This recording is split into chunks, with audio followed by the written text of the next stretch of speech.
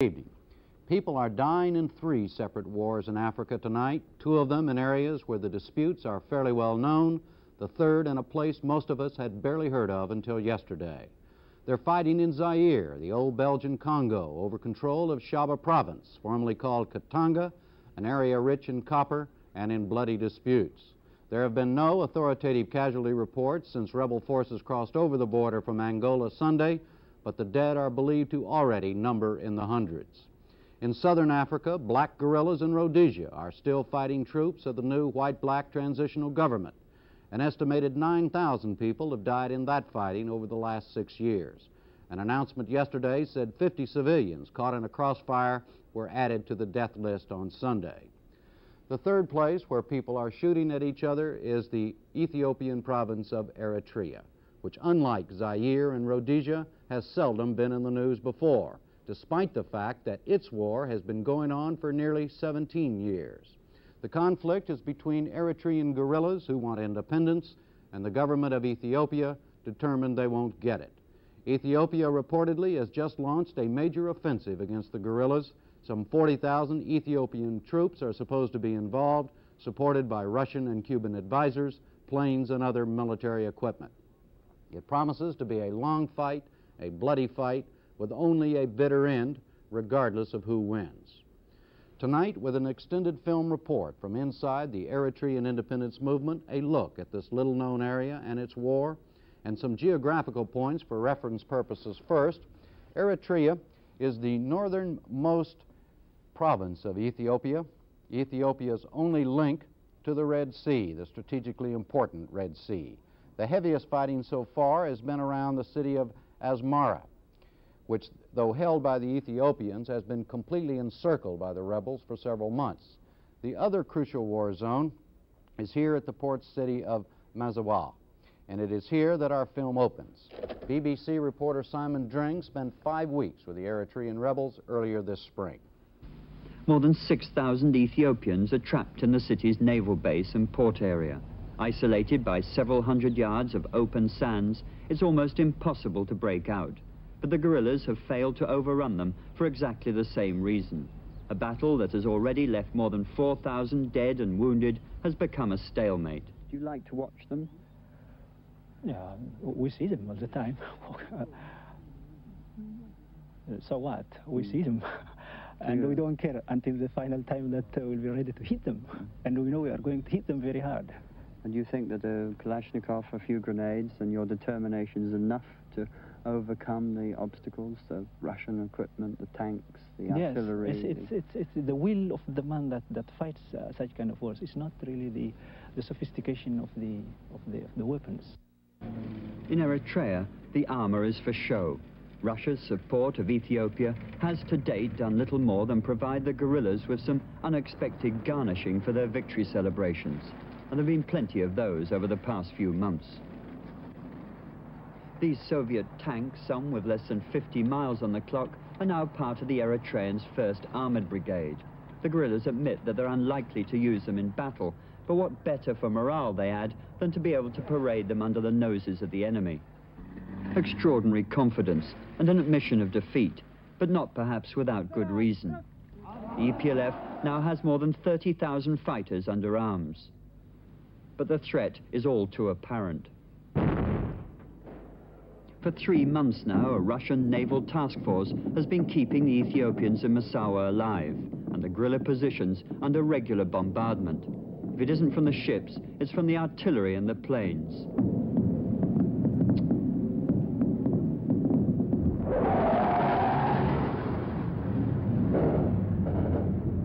Their casual behavior appears to bear no relation to the reality outside, but that, they say, is the only way to survive. The city itself, however, has not. Ethiopia's most important outlet to the sea is under siege and in ruins, the rows of concrete and wooden houses shattered by the fighting. But it's in these buildings strung out across the city and around its edges that the EPLF hold their line, a warren of tunnels and trenches burrowed out of the damp sands of Massawa, within clear sight of the Ethiopians.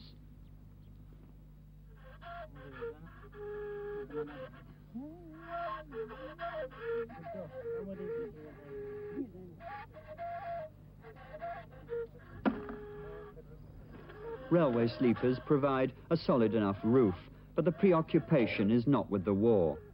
4 hours daily of grammar, maths, English and political education is compulsory.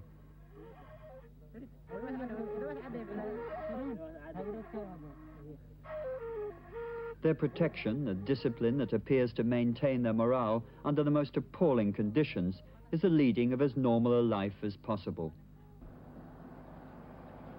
115 kilometers inland, 7,000 feet up, the Eritrean capital, Asmara, like Massawa, has been under siege since the beginning of this year. The EPLF refused to allow us to film their positions, but they're clearly dug in around the city in some strength. Despite the help of Soviet advisors and Cuban and South Yemeni troops, the Ethiopians were forced to retreat after nearly a week of heavy fighting.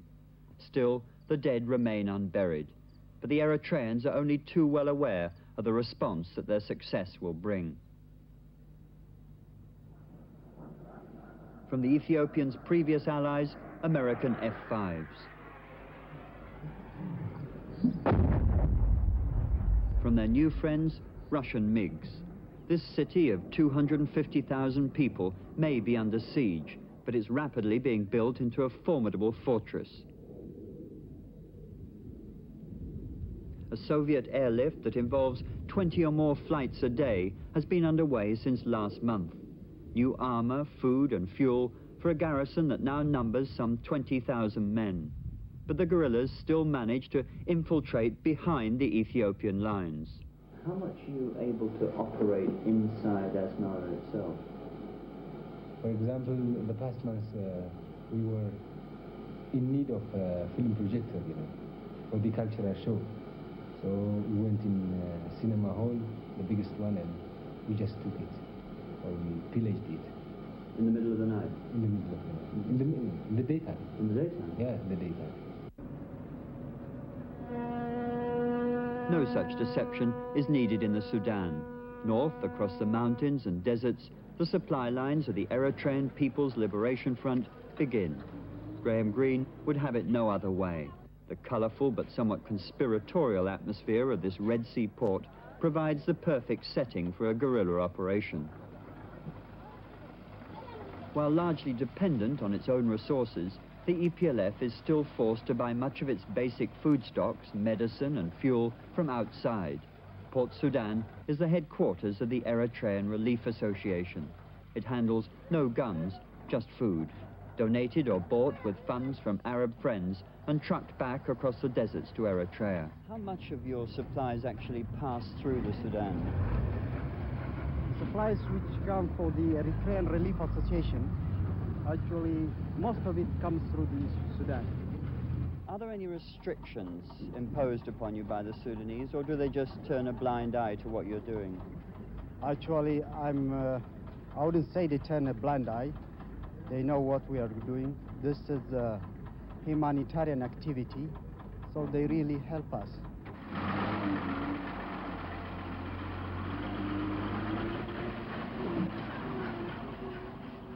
It's the Ho Chi Minh Trail of the Horn, Liberation Road as the EPLF call it, 1,600 kilometers of rough-hewn track built by hand over a period of 4 years, an improvised road system that's the backbone of their entire operation.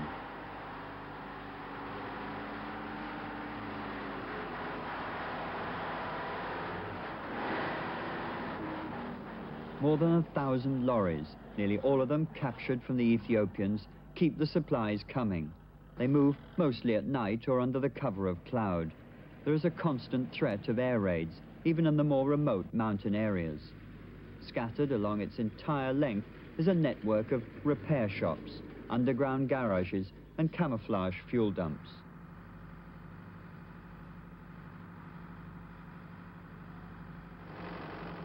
Like nearly everything else, the generator is captured. The garage might appear makeshift, but it is in fact extremely efficient. Their assorted collection of Fiats, Bedfords, Mercedes, American Mack trucks are regularly serviced. The spares are cannibalized or made on the spot. The mechanics work long hours, but are expected to fight as well.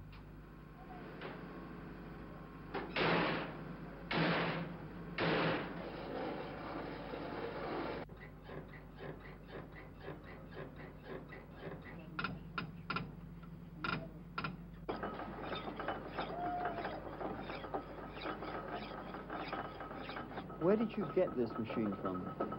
This machine, we took it from the liberated area of Massawa. On the night time we go there, and we put it in our lorry by manpower, and we take it outside. Just like that? Like that, yes, sir. So whenever you want a modern machine lathe like this or any other equipment, you just mount an operation into one of the cities held by the Ethiopians and take it out? Yes, yes. It is perhaps the thoroughness of their organization that's been the key to their success. Hidden in the valleys, buried deep in the more inaccessible areas of Eritrea, a complex system of interlocking underground base camps, not just in support of the war, but as part of a behind-the-lines civilian administration. The EPLF Information Department. Fighters rotated from the front man the duplicators. In February alone, they produced 4 different political magazines, 500,000 bus tickets, 40 editions of their school textbooks, and the first water and electricity bills.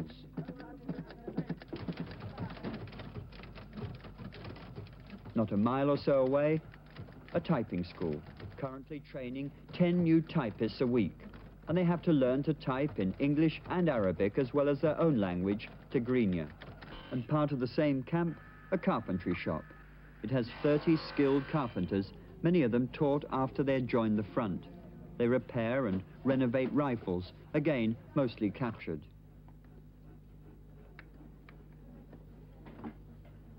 They also provide the hospitals with equipment, produce furniture, and with the help of the engineering department next door, have started to manufacture artificial limbs.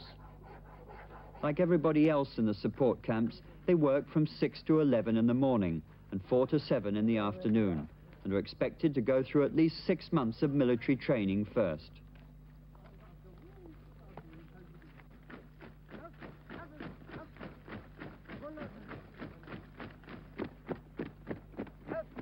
It's during this period that the fighters receive what is considered to be the most essential part of their education. Be it Mao or Marx, the setting is African, a philosophy tailored to the needs of one of the poorest corners of the continent, and the traditional demand for victory to the people.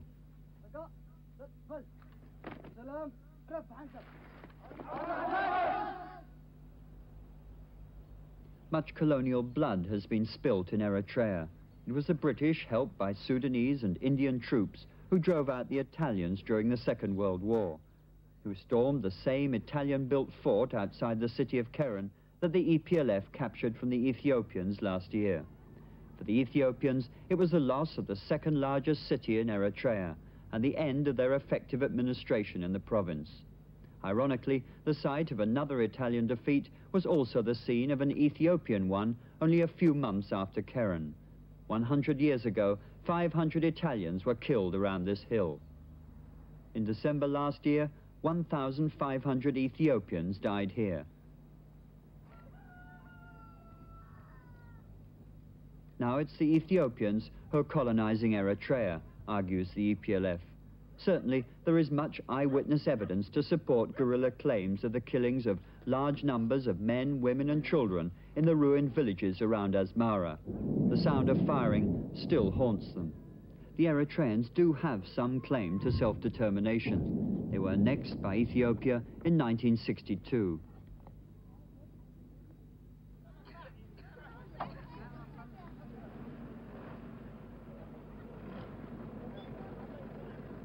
More than 600,000 Eritrean refugees can bear witness to the fighting that followed, to the late Haile Selassie's attempts to subdue the bandits, as both he and the present regime in Addis Ababa call the EPLF. Legally, though, the guerrillas are rebels, and as far as much of the outside world is concerned, they're a political embarrassment. It's an embarrassment that has prevented most of the recognized aid organizations from doing anything about a problem that's becoming a massive strain on the guerrillas' meager resources. Many have been sent on the guerrilla convoys to camps in the Sudan, but the bulk of them remain. As more and more towns and villages have fallen under the control of the guerrillas, so the refugees are absorbed. Some have families and friends to go to, but with 90,000 made homeless since the beginning of the year, resettlement has become an almost impossible task.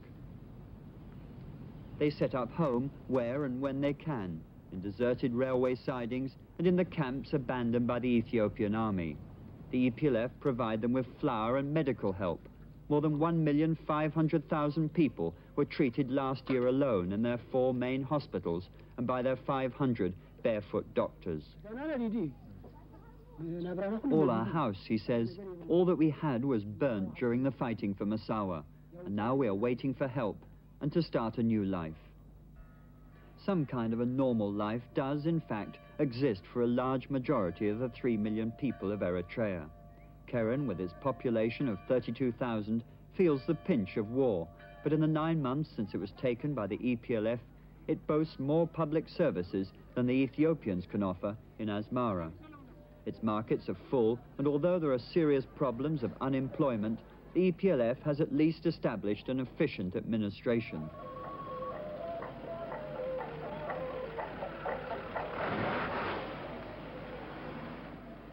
The buses arrive and leave on time, though always at sunset because of the air raids.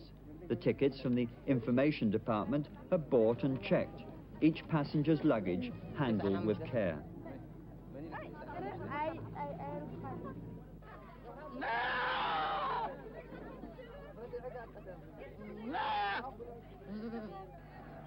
The people of Keren have been organized into various associations.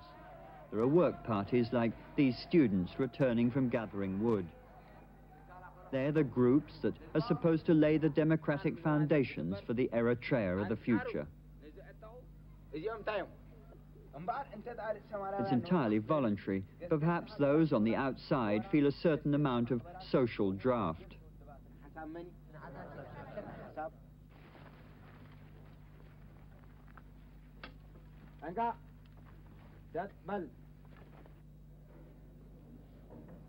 But it's amongst the middle-class businessmen of places like Keren that the EPLF has had the hardest job explaining the reasons for its existence and its dreams of the future. There is price control and limited nationalization, and certainly no room in their program for profiteering. But no matter how hard the EPLF strive for normality, the war, it seems, is impossible to escape. The children of Dekamhare, encouraged as elsewhere to learn practical skills, must always be reminded of the realities of life behind the guerrilla lines. They have to build their own air raid shelters.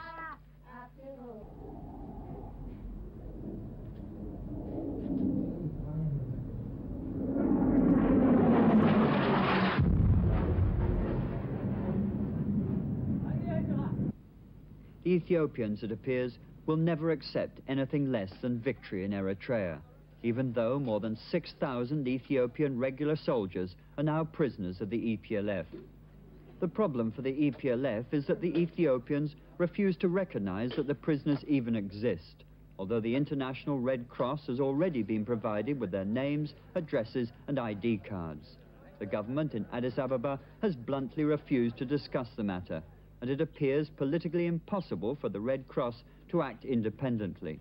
They are fed, clothed and given medical treatment by the guerrillas, but all that's come from the Red Cross so far has been 10,000 bars of chocolate, and even that was sent surreptitiously. But high in the hills near Asmara, that's one problem that wasn't being discussed last month at the meeting of the EPLF's Political Bureau and Central Committee. The men who over the last 16 years have emerged as the driving force behind the front. Alamin Mohammed Saeed, responsible for the front's foreign missions. Haile Mariam, in charge of education.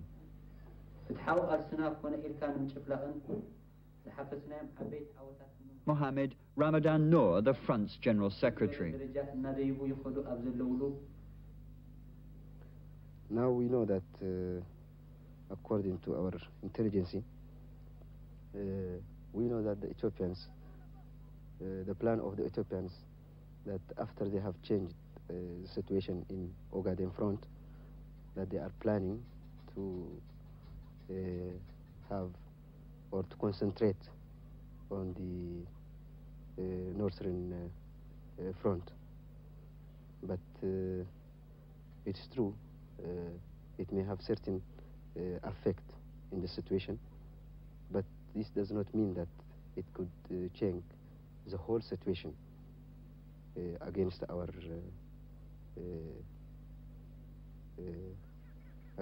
just cause.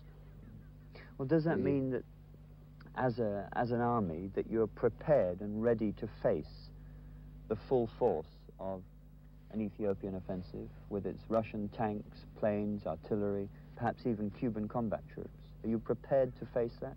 Yes, we are prepared, and we are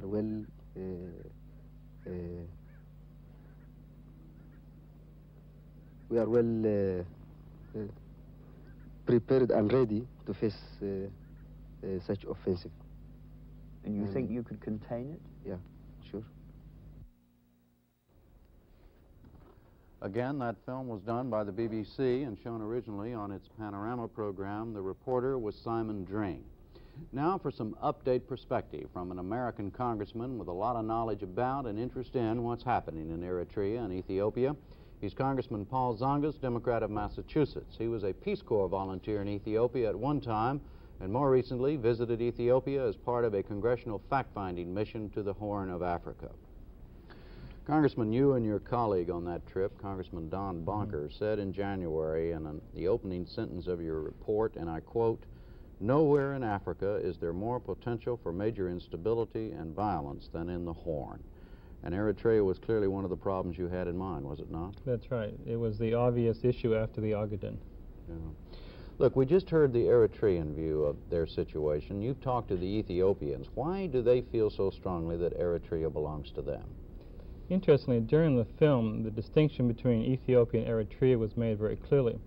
To the Ethiopian mind in Addis Ababa and the rest of Ethiopia, Eritrea is perceived as a province like Shore province or Dessie province. The people speak Tigrinya, but there are Ethiopians who speak Galinya or Garagi, that kind of thing. So it's not perceived as that different. They see them as brothers. They will never let them go. Much like a state of the Union in the United States? A good analogy. Yeah. All right, the rebel leaders, as we've heard, as we just heard, seem determined to fight apparently to the last man, if necessary. Are the Ethiopians equally as determined? I think you'd have to draw a distinction between perhaps the average Ethiopian who would like to see, I feel, a kind of negotiated settlement, maybe a federation as they had at one point, and Colonel Mengistu, who's the head of Ethiopia, who I think has a mindset that dictates a violent approach towards the problems. And I think he's going in there, and he's going to go in there and try to put them down. Well, what is the likely outcome of this determination of the will of both sides? An awful lot of people are going to be killed? I don't see the way out. If Mengistu insists upon putting them down and bringing them back into the Ethiopian camp, if the Eritreans believe in independence, which I think they do, it's going to be an attrition bordering on genocide. It's going to be a chapter in our history in this year and next year, which will be very sad. Thousands of people are going to die then, on both sides. At least. Is a negotiated settlement really just not in the cards anymore? Back in 1974, General Aman was the head of the Ethiopian government, who was from Eritrea. He tried to negotiate. He was overthrown by the Derg, the junta, and at that point when they killed him, they went into Asmara with the military and killed a lot of people. I think at that juncture, negotiations were out of the question, and it's going to be settled by violence. Now, you and Congressman Bonker just today, in fact, drafted a letter to the Ethiopian government pleading with them to negotiate. Where does that letter stand? What do you hope to accomplish with that? I guess it's out of frustration. What do you do in this particular case? There really aren't that many options, and what we'd hope to do is get a number of members of Congress to sign the letter to show Mengistu that the world is really looking at what happens in Eritrea. And what good it will do, I don't know. Well, so far, the State Department has issued statements lamenting what is happening there and what is likely to happen. Is there anything else that the U.S. really can do besides lament it? Realistically, no. When the United States made the error of not helping Ethiopia vis-a-vis the Somali aggression, we pretty much canceled ourselves out of Ethiopia. We don't even have an ambassador there. We are in no position to have any influence on policy. Perhaps all we can do is help the Sudanese in terms of their problems and call attention to what's happening in Eritrea. But in terms of any viability, we just don't have it. So far, the wire reports say that there is no concrete evidence that those 17,000 Cuban troops that are in Ethiopia have actually involved in this fighting in Eritrea. Is there really any way for them to avoid it down the line? I think Castro would be in a very difficult position putting his troops against what is essentially another Marxist government. It's an internal problem. There are non-aligned countries like Algeria, Iraq, Syria that are putting pressure on Fidel Castro not to do this. So he's really caught in a squeeze, and he wants to be friendly with the Ethiopians, the obvious Soviet interest that's involved. But he's not going to come out of this looking good to the third world. Particularly because he's backing a, well, the Eritreans see themselves as an independence movement, That's right. And here again he would be backing the other side. People switch sides on this very often. Yeah. Congressman, this is a very tragic story. There's no question about that. And there's really nothing, regardless of who's right and who's wrong, the fact is thousands of people are about to die, and there's really nothing that can be done about it. Is that what you're saying? What can be done is small things. You're not going to have any kind of international intervention, clearly, because it's within the borders of Ethiopia. There's no way the Soviets are going to back down. I think it's going to be tragic. All right. Congressman, thank you. Thank you. All right, we'll be back tomorrow night. I'm Jim Lehrer. Thank you and good night.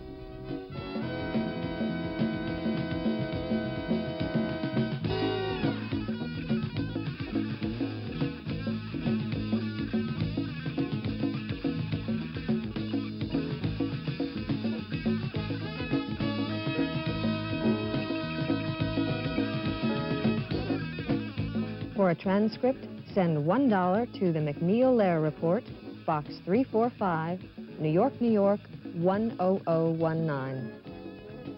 The MacNeilLehrer Report was produced by WNET and WETA. They are solely responsible for its content. Funding for this program has been provided by this station and other public television stations, and by grants from Exxon Corporation, Allied Chemical Corporation, and the Corporation for Public Broadcasting.